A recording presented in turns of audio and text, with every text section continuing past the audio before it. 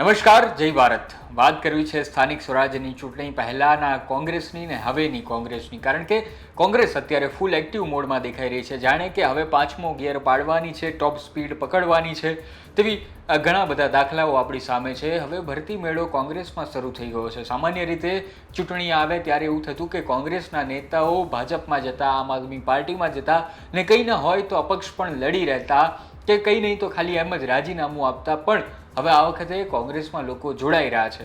થોડા સમયમાં ઘણી બધી એવી ઘટનાઓ બની જ્યાં કોંગ્રેસમાં મોટા મોટા લોકો જોડાયા. થોડા સમય પહેલા એક ચર્ચિત ચહેરો નવનીત બાલદિયા તો જોડાયો છે, પણ એની સાથે પહેલા ઘણા બધા લોકો જોડાયા. હમણાં જ 100થી વધારે લોકો કોંગ્રેસ કાર્યાલય પર આવ્યા અને તેઓ જોડાયા હતા, જેમાંના એપીએમસીના પૂર્વ પ્રમુખ, દૂધ મંડળીના પૂર્વ પ્રમુખ જેવા ઘણા બધા નેતાઓ હવે જોડાયા છે. લોકો કોમેન્ટ કરી રહ્યા છે, પરિવર્તનના શંખનાદની, લોકોને પરિવર્તન જોઈએ છે, તે તમામ વાતો કરી રહ્યા છે. અને આ વચ્ચે કોંગ્રેસ ફૂલ એક્ટિવ તો છે જ, સાથે સાથે હવે એક મોટો ધમાકો કરવાની છે. આ ધમાકો શું છે તે તમે લગભગ જાણી જ ગયા હશો, પણ આપણે જાણીએ અમિત ચાવડા પાસેથી, જેઓ અત્યારે ગુજરાત કોંગ્રેસની ધુરા સંભાળી રહ્યા છે. 2021માં પણ જ્યારે સ્થાનિક સ્વરાજ્યની ચૂંટણી હતી ત્યારે તેમની પાસે જ આ કમાન હતી, ને હવે 2026માં પણ તેમની પાસે જ છે. પણ આ વખતે 2026માં કોંગ્રેસ થોડી વધારે એક્ટિવ હોય, થોડી વધારે લડવાના મૂડમાં હોય તેવું લાગી રહ્યું છે. તો હવે જોવાનું રહ્યું કે આ ધમાકો શું છે. થોડા સમય પહેલાં રાજકોટના અને બીજા ઘણા બધા જે જૂના જોગીઓ છે તેમને પણ જગાડવામાં આવ્યા, ફોન કરીને કહી દેવામાં આવ્યું કે હવે તમે એક્ટિવ થઈ જાઓ, ગમે ત્યારે તમારે ચૂંટણી લડવી પડી શકે છે.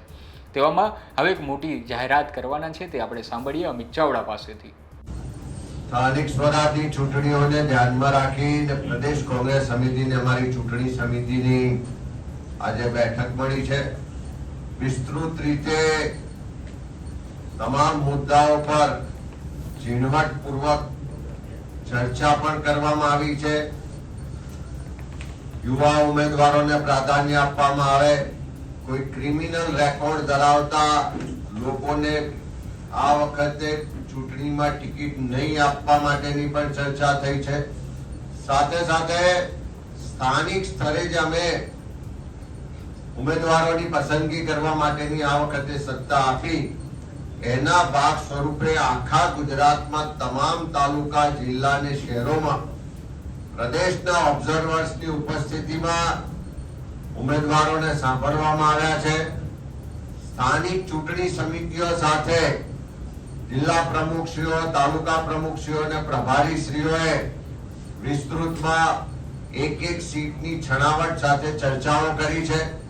અને એમાંથી જે પેનલો બની છે, આજે અમે મહાનગરો જે કોર્પોરેશન છે એનાથી શરૂઆત કરીએ છીએ.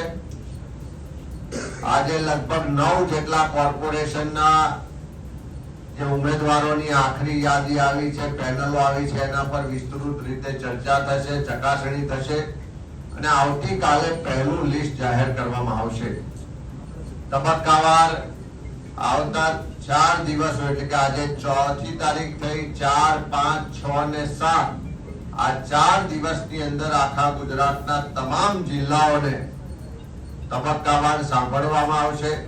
એમના દ્વારા જે પેનલો રજૂ કરવામાં આવશે એના પર ચર્ચા કરવામાં આવશે અને ઉમેદવારોની યાદીને આખરી સ્વરૂપ આપવામાં આવશે.